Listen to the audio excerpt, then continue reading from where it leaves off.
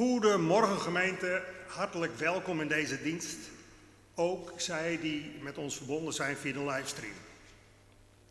De bloemen gaan als groet van de gemeente naar Doekelen en Sjoukje, Bruinsma, Kluitenberg, van Kammingaweg 65. Zondag 27 oktober zal Arbe Tichelaar worden bevestigd als ambtdrager voor rouw- en trouwdiensten. De eerste collecte is bestemd voor de diaconie, de tweede voor de kerk. Onze voorganger is vandaag Christian Boers uit Terwolde. Lector is Evert Bruinsma. Organist is Menzo Roon. En onze intoslied is Psalm 122, versen 1 en 2. En we zingen dit die mogelijk staande. En na de dienst is er koffie drinken.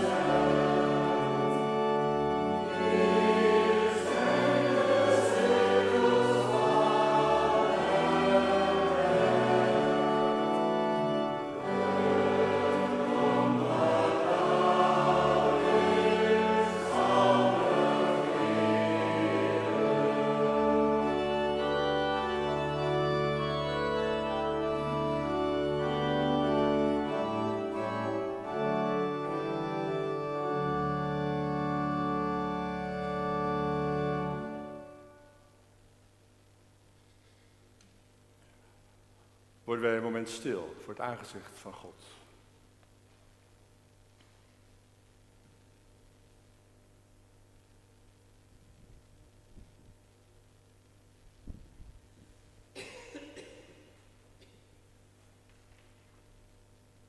Onze hulp is in de naam van de Heer, die hemel en aarde gemaakt heeft, die trouw houdt in eeuwigheid en niet laat varen de werken van zijn handen. Op de drempel staan we, God, voorzichtig naderend tot u. Met schroom. Zoveel immers bezwaart ons hart en denken. Voor uw ogen ligt het leven bloot, God. Voor uw ogen ligt onze hooghartigheid, onze laaghartigheid, ons lef en onze lafheid, ons geloof en ons ongeloof. Ja, we zijn er verward onder, die tweeslachtigheid. Leer ons daarom teruggaan tot u. En schenk vergeving en maak ons harten warm van blijdschap over uw liefde. En zoek ons als wij ons verschuilen. En spreek eer wij spreken. O God van genade, begroet ons op deze morgen. Amen.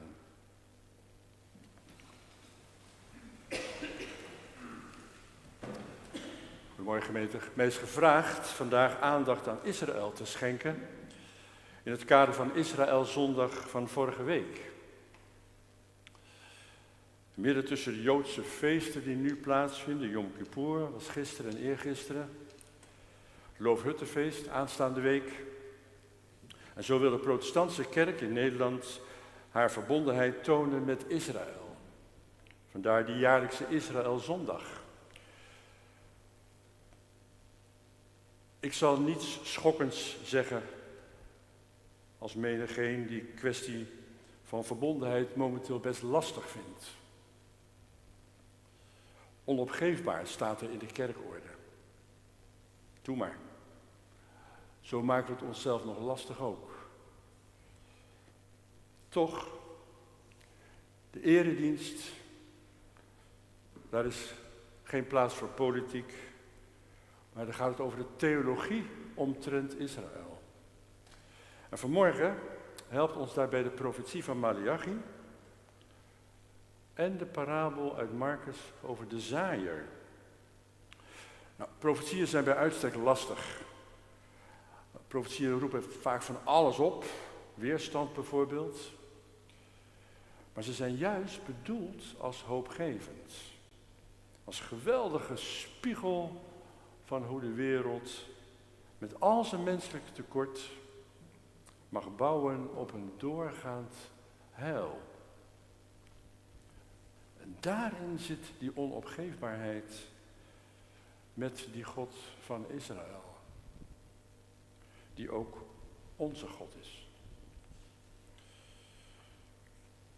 Laten wij dan ons gebed om ontferming bidden. Laten wij bidden.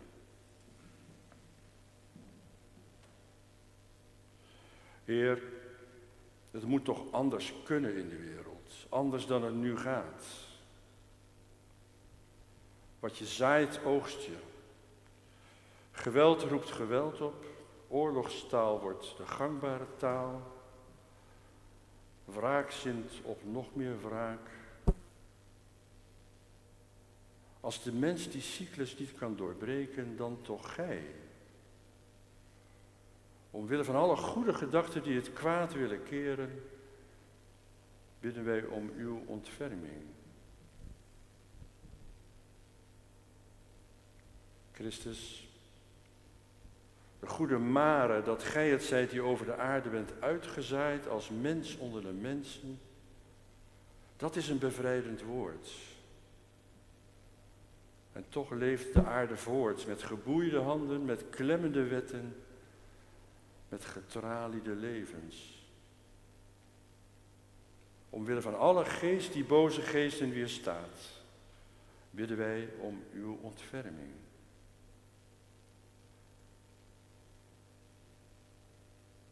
Heer, zaai uw woord, opdat de aarde een goede aarde is. Zaai uw liefde, opdat mensen met vreugde en vrede en vrucht leven. Zaai uw zaad over ons en maak ons dienaars van uw rijk. Omwille van vrede en recht en vreugde bidden wij om uw ontferming. Kyrie eleison, Christe eleison, Kyrie eleison. Amen. Ere zij God in de hoge en vrede op aarde voor de mensen van zijn welbehagen. Laten wij ons loflied zingen, lied 713, het 5e vers.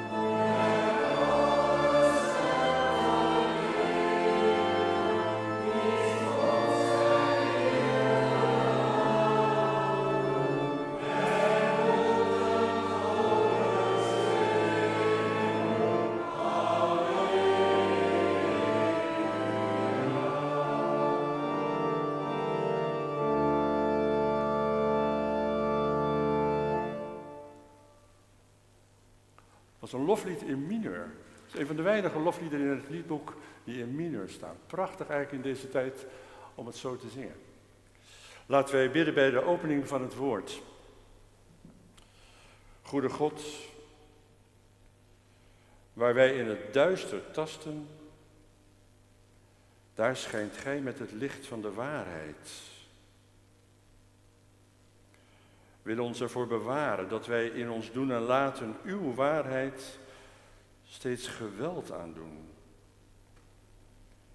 Geef wijsheid om leugens te doorzien en geef moed om ze te weerspreken. En maak zo het ongehoorde gehoord en het ongeziene gezien. Zo bidden wij u in Christus uw Zoon, onze Heer, die met u en de Heilige Geest geloofd zijt en geprezen in eeuwigheid. Amen. Wij gaan luisteren naar de schrift.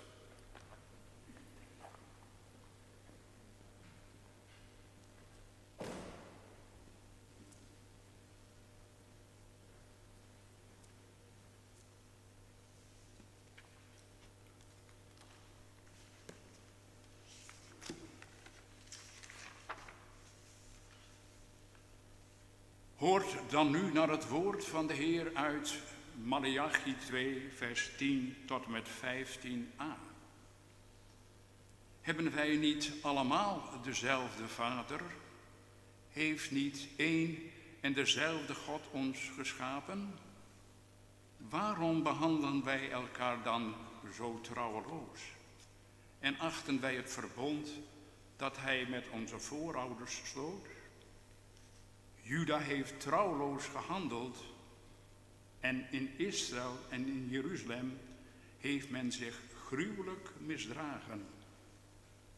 Juda heeft ontwijd wat de Heere heilig is en wat Hij lief heeft. Juda is getrouwd met een vrouw die een vreemde God vereert. Mogen de Heer iedereen uit het volk van Jacob stoten die zoiets doet, wie het ook is, ook al brengt hij offergaven aan de Heer van de hemelse machten. En verder, jullie storten hele tranen op het altaar van de Heer, jullie jammeren en kreunen, omdat Hij geen aandacht schenkt aan jullie. En jullie vragen je af, waarom toch? Omdat je de vrouw met wie je je leven deelde, trouweloos behandeld hebt. De vrouw met wie je in je jeugd een verbintenis bent aangegaan, waarvan de Heer getuige is geweest.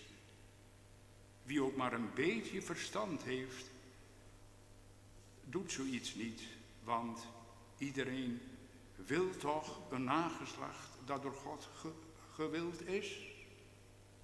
Wij zingen Psalm 72, vers 1, 4 en 7.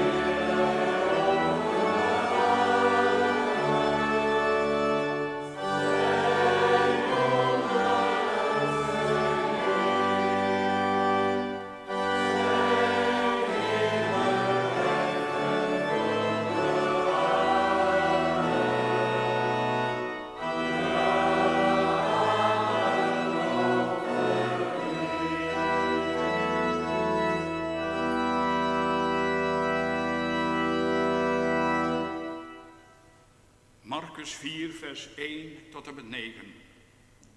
Weer ging hij het meer op om mensen te onderwijzen. Er kwam een enorme menigte om hem heen staan. Daarom ging hij in de boot op het meer zitten, terwijl de menigte op de oever bleef staan. Hij onderwees hen en sprak hen toe in allerlei gelijkenissen. Hij zei, luister, een zaaier ging uit om te zaaien. Tijdens het zaaien viel een deel van het zaad op de weg en de vogels kwamen en aten het op. Een ander deel viel op rotsachtige grond, waar maar weinig aarde was. Het schoot meteen op omdat het niet diep in de grond kon doordringen. En toen de zon opkwam, verschroeide het. En doordat het geen wortel had, droogde het uit. Weer een ander deel viel tussen de distels. En de distels schoten op en verstikten het, en het bracht geen vruchten voort. Maar er was ook zaad dat in goede grond viel en wel vruchten voortbracht. Het schoot op en groeide en droeg vrucht, 30, 60 en 100-voudig. En zei, wie oren heeft om te horen, moet goed luisteren. We zingen lied 764, vers 1, 2 en 4.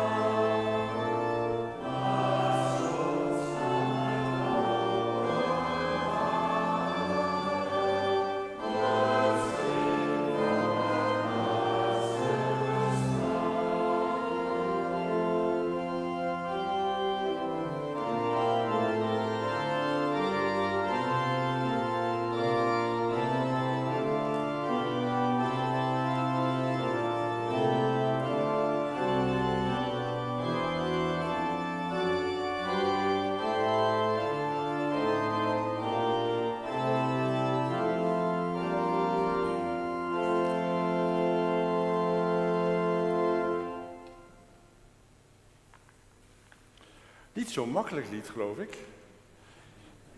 Maar het is een prachtig lied wat eigenlijk heel erg mooi duidt de wijze gebaren die de zaaier maakt. Het is niet een beetje zaad daar, een beetje zaad daar, maar het is echt een soort verspreiden. En dat hoor je eigenlijk in de melodie terug. Het gaat alle kanten op die melodie. En dat is eigenlijk een beetje wat de componist en de dichter Barnard ook wilde laten blijken. Dat je zelf ervaart wat de grootste gebaren zijn van God met het zaaien. Na de overdenking zingen wij lied 933, na een stilte. Gezegend is het woord dat gaat als bode van het licht en lichter leven zaait als zaad wat zich op goedheid richt. Gemeente van de Heer Jezus Christus, deze woorden van de dichter Alfred C. Bronswijk komen wij al een stukje in de richting van wat de tekst uit Marcus oproept. Zaad, zaaien, zaaier, bezaaid. Allemaal dezelfde woorden die in het Grieks ons bekende woord sperma in zich heeft. Schrik niet, ik zal het woord 1 keer gebruiken vanmorgen. We zijn immers niet zo gewend om daarover zo openhartig te spreken in de kerk. Het is ook eigenlijk een heel intiem woord. En dat klopt met deze zondag. Afgezien van die beroemde gelijkenis van de zaaier is er ook die oud-testamentische lezing uit Maleachi. Een intieme tekst over liefde als verbond, als verbinding. En ook een tekst over ontbinding als de liefde door uitblijvende verwachtingen moet afgebroken worden. Het is een spannende tekst, eigenlijk. Een liturgie is spannend. Eigenlijk alles wat wij in de kerk aan gebeden en aanbidding uitspreken, dat roept spanning op. En dat is inherent aan het woord. Maar voor alle duidelijkheid, liturgie gaat over de theologische duiding. Duiding van het woord Gods. Om daarna pas, let op de volgorde, om daarna pas een begin van een openbaring van het heil, dat geschiet door dat woord aan de wereld te tonen. En Israël is daarin de voorloper. Dat moeten wij vandaag zo zeggen. Israëlzondag, laten we daar maar eens mee beginnen. Veel gemeenten werd er vorige week bij stilgestaan. De kerkordelijke zin spreekt van een onopgeefbare verbondenheid tussen Joden en christenen, tussen Israël en de kerk. Calvijn noemde Israël een van de beelden waarin wij God kunnen leren kennen. Dat is wel een mooi beeld voor ons vandaag. God als zaaier. En Berkhof, een andere theoloog, noemde Israël de proeftuin. De proeftuin vanwege de roeping die uitgaat van het volk voor de hele wereld. Ook een mooi beeld. En afgezien van deze beelden, en dat deze beelden heden ten dagen eigenlijk misschien best moeilijk voor te stellen zijn, de politieke en humanitaire keuzes van het land zijn immers momenteel moeilijk te begrijpen. Maar pas op, kerk, dat je niet te vroeg zegt dat je het wel begrijpt. Vandaag dus komt dat begrip van die onopgeefbaarheid sterk naar voren. En hoezeer heeft Israël en alle bevolkingsgroepen die daar wonen onze steun nodig, onze verbondenheid nodig. De enorme complexiteit van het Midden-Oosten is al heel wat lastiger te ontrafelen dan wat wij hier in het Westen meemaken aan tegenstellingen tussen bevolkingsgroepen. Tegelijk, we hebben het in de kerkorde onszelf niet gemakkelijk gemaakt door dat onopgeefbare zo te benadrukken. Want dat zet de kerk ook in een positie die allerlei tegenstellingen zichtbaar maakt. Ik sprak er eens over met een Rooms-katholiek theoloog. De kerk van Rome heeft dat helemaal niet in zijn statuten. Wij zijn veel nuchterder, zei hij. Tja, dat laat de geschiedenis dan ook misschien wel zien, als het hierover gaat. Maar aan de andere kant heeft de protestantse kerk in Nederland zich niet heel erg opgezadeld met een opgelegde verplichting. En ik weet dat er voorgangers en predikanten zijn, ieder jaar hoor je ze weer, die niets meer kunnen met Israëlzondag. Dat is toch ook droevig? Een kerk met voorgangers die Israël niet meer zien zitten. Nou, ik wil met u vanmorgen maar eens eerst naar die tekst uit Maleachi kijken, om van daaruit naar het beeld van de zaaier te gaan, van Marcus. Maleachi, het laatste boek uit het Oude Testament. Mijn bode betekent zijn naam, mijn engel. Hij brengt een ongemakkelijke boodschap.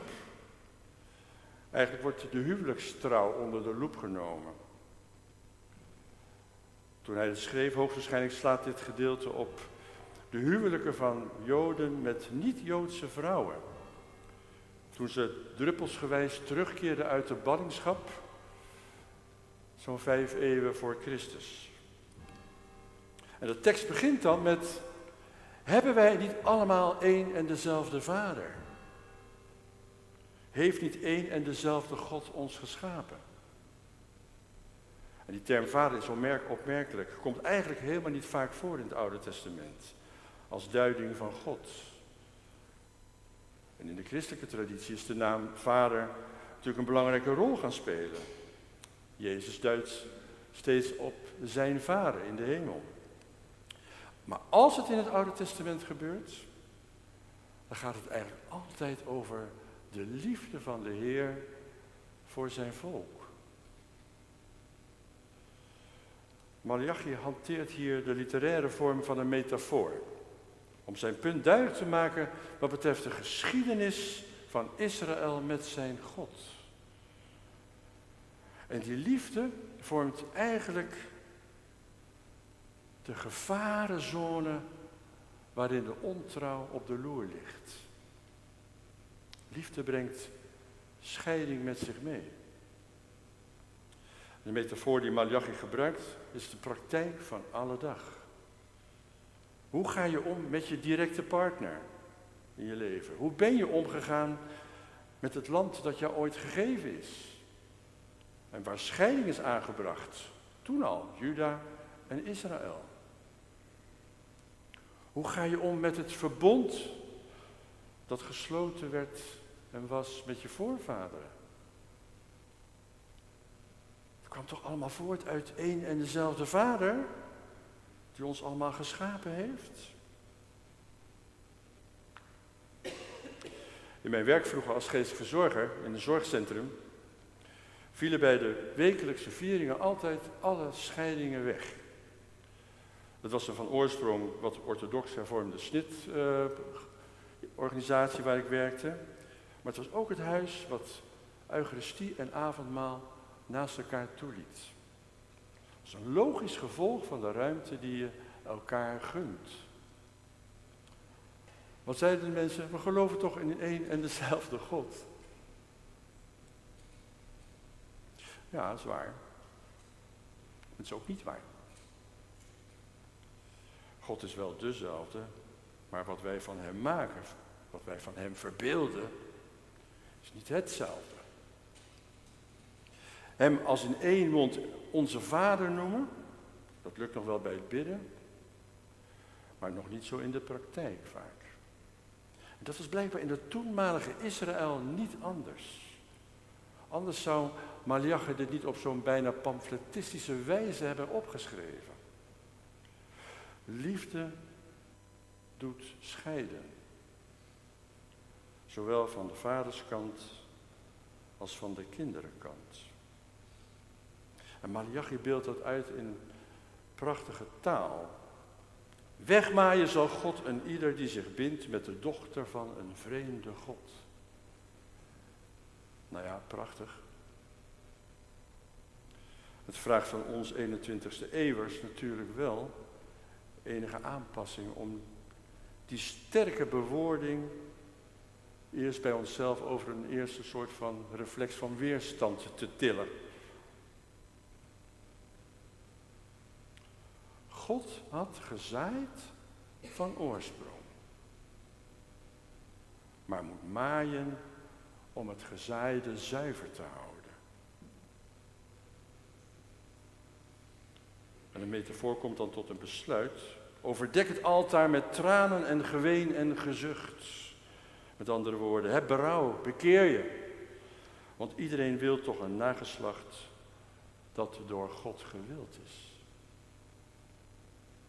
En deze laatste zin in de Nieuwe Bijbelvertaling laat een woord weg wat er wel staat. En dat is het zaad Gods. Iedereen wil en zoekt toch het zaad Gods. Dat moet gezocht worden in de oorsprong van het verbond. Zoals de liefde verbindt tussen de eenheid tussen mensen, zo verbindt de liefde van God zich met zijn volk.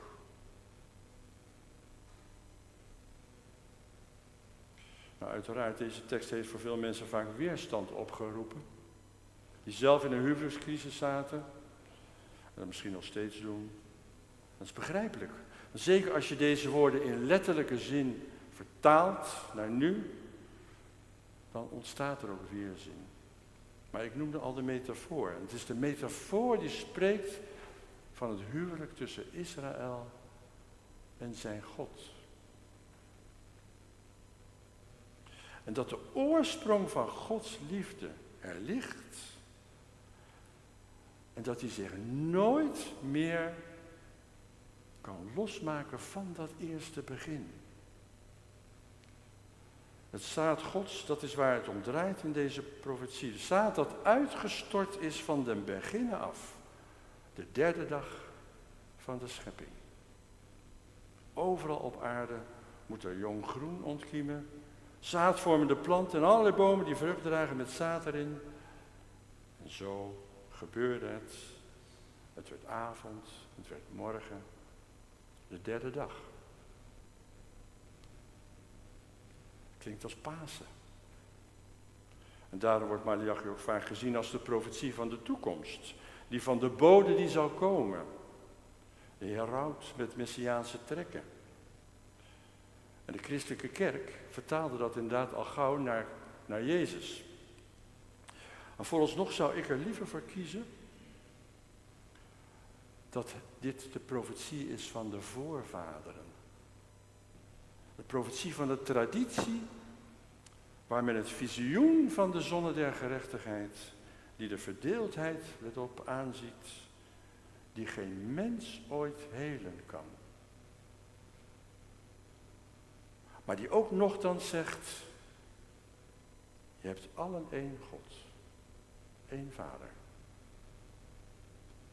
En daarom Israël zondag, met een onopgeefbare verbondenheid van kerk en Israël. Want iets wat van meet af aan is geënt op dezelfde stam, dezelfde Vader, die is niet te verbreken door de mens. Nee, het tegendeel, het geeft juist alle ruimte om waar nodig scheiding aan te brengen, zonder de ander uit het oog te verliezen.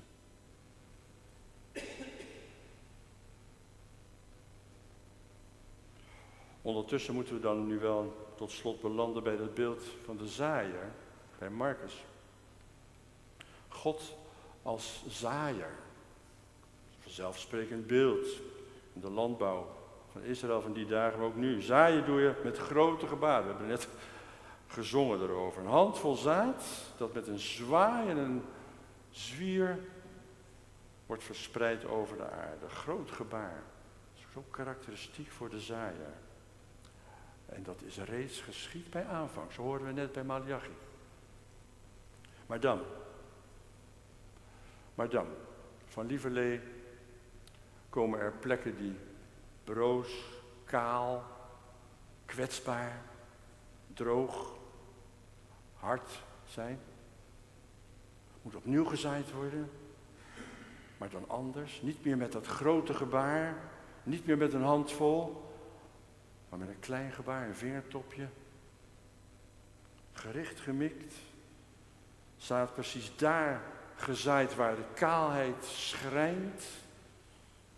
Precies daar waar de dorens het overnemen van het gras. Nee, sterker nog. Gods zaad belandt tussen de dorens en op de weg en op onvruchtbare grond. Moedwillig gewild. Juist daar. Het zal je misschien verbazen dat ik niet uitga van dat de ontvanger van het zaad, de mensen, wij dus, het altijd verkeerd doen. De uitleg van Jezus later in dit verhaal geeft daar geen aanleiding toe. Nee, de goede aarde is Christus zelf. Daarin heeft God zijn zaad gezaaid. En daarmee is de zaaier zelf het gezaaide geworden. Het zaad Gods, dat is God zelf. Onderwerp en leidend voorwerp. God die zichzelf uitzaait onder de mensen in Christus. Hij die tussendoorns wilde zijn en de doornenkroon droeg. Hij die de korrels opraapte die langs de weg lagen. Hij die met de vogels zijn ware identiteit kreeg. En een duif daalde neer en een stem zei: dit is mijn zoon in wie ik mijn welbehagen heb. Ons geloof is bezaaid met Gods zaad. Zaad dat in ons gezaaid is, ver voordat wij er erg in hadden. En het verdort, en het wacht opnieuw, en het ontkiemt, en het verdort, en het wacht weer, en het wordt weer nieuw, het offert zich op, het brengt vrucht voort. En dit alles gebeurt in ons, zaailingen als wij zijn. Hoe? Bij de een vanuit een harmonieus leven, bestaan dat voor het gevoel goede aarde heeft. En bij de ander vanuit de weerspannigheid van iedere dag. Diep verborgen is het gevecht tussen geluk en donkerte. Het is alsof je hart soms uit harde grond bestaat. Bij weer een ander wordt gezaaid in de weg die gegaan wordt. Maar een weg die nauwelijks vaste grond biedt. En bij nog weer een ander wordt gezaaid in de onwrikbaarheid en de vasthoudendheid van wie iemand is. Maar bij alle mensen, bij alle geliefden, bij alle zaad Gods, mag het wonder geschieden van ontkieming, van groei. Want het is God zelf die in het zaad zit. God heeft zichzelf uitgezaaid aan allen en iedereen. Ik was klaar met de voorbereiding voor deze dienst, dus gisteren had ik gelegenheid om in de tuin te werken. En ik dacht, kom, laat ik eens alle teunisbloemen eruit halen. Dat zijn die prachtige gele bloemen. Maar als je erg lang laat staan, dan vormen al die bloemen enorm veel zaad. Dus ik heb het allemaal weggehaald en het is gezorgd dat die halmen niet op zijn kop kwamen. Want als je ze op zijn kop houdt, dan komen er miljoenen zaadjes uit. En ik kreeg dat beeld over God. God die ontelbaar aanwezig is. Ontelbare hoeveelheden zaad. Tot slot, ik realiseer me ook dat de woorden van zaad en zaaien niet voor iedereen een fijne klank hebben. Uitzaaiingen bijvoorbeeld. Ligt als woord toch ook heel dichtbij. Of ongewilde kinderloosheid. Zaad dat niet tot vrucht komt. En bij Malachi de liefde die het niet volhoudt en tot scheiding leidt. Dat zijn associaties die de profeet en de evangelist niet bedoelen, maar die wij wel horen.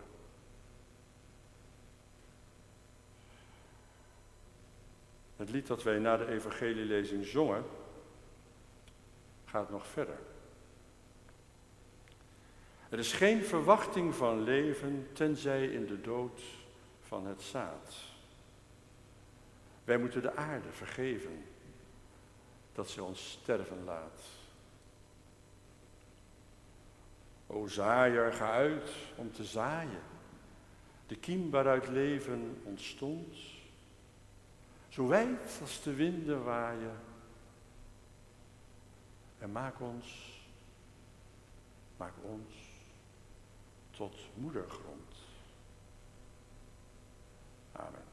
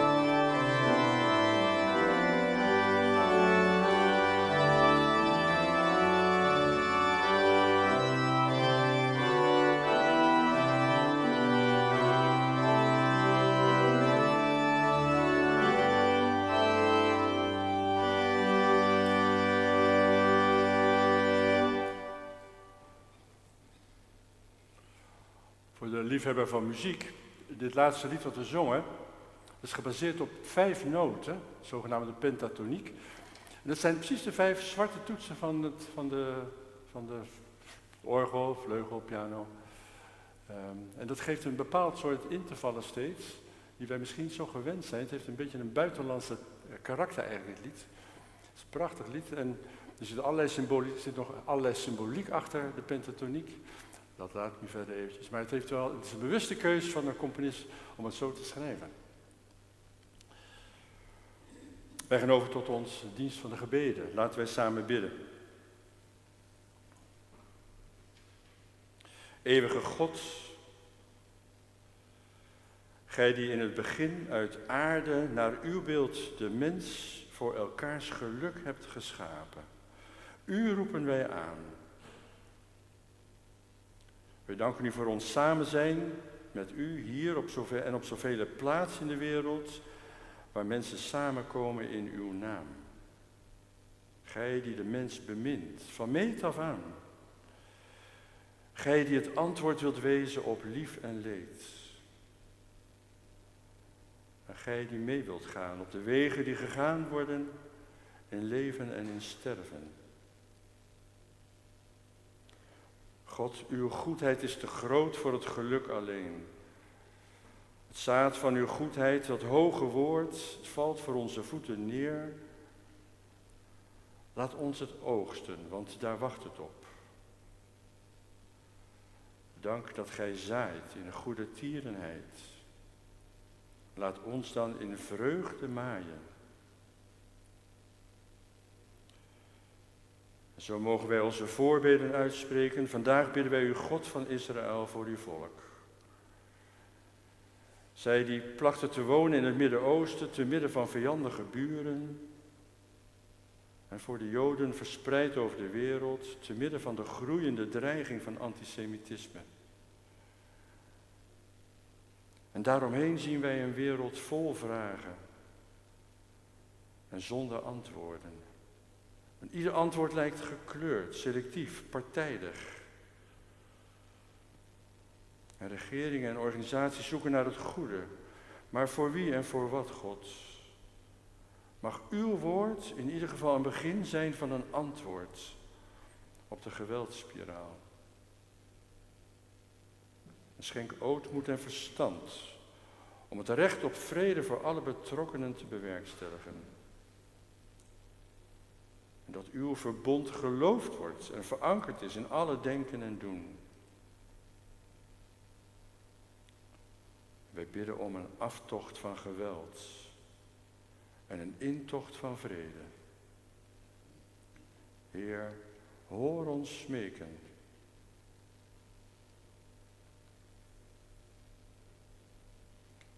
Eeuwige God, we bidden voor onszelf. Waar anders dan hier mogen wij ons laten vinden? Voor uw aangezicht, voor elkaars gezicht, dat wij uw woord vernemen, dat wij uw liefde beantwoorden. Wees dan daar waar liefde niet meer gevoeld wordt voor de ander, waar de zwaarte van een niet meer te volbrengen relatie te veel drukt, of waar troost uitblijft aan hen die voor een scheiding staan. Heer, hoor ons smeken. We bidden voor allen die uit ons midden met ziekte te maken hebben, met andere beproevingen van het leven. Daar waar ouderdom met gebreken komt. Daar waar groei naar volwassenheid moeilijk is. Daar waar de gejaagdheid van het bestaan de overhand heeft. Heer, hoor ons smeken. We bidden nu voor de gemeente hier in Arem en Kimswerd. Maak haar sterk en ontvankelijk voor de eenheid, vanuit de belofte dat alle één zijn in Jezus Christus, uw Zoon, onze Heer.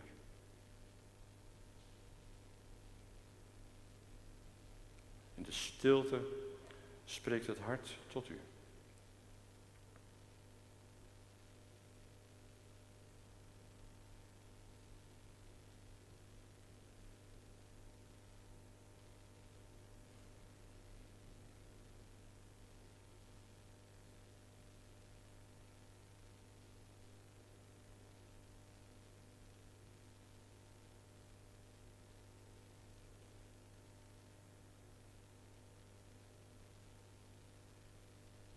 verbondenheid met de kerk van eeuwen. En alle plaatsen bidden wij het alomvattend gebed dat Jezus ons leert.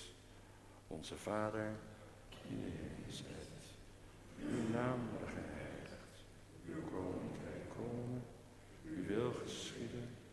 Gelijk in de hemel, alzo ook op de aarde. Geef ons heden ons dagelijks brood.